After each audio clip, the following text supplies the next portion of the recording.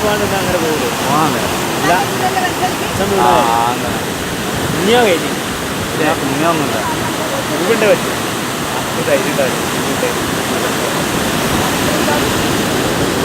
കെട്ടേണ്ടി വരും. അയാളടുത്ത്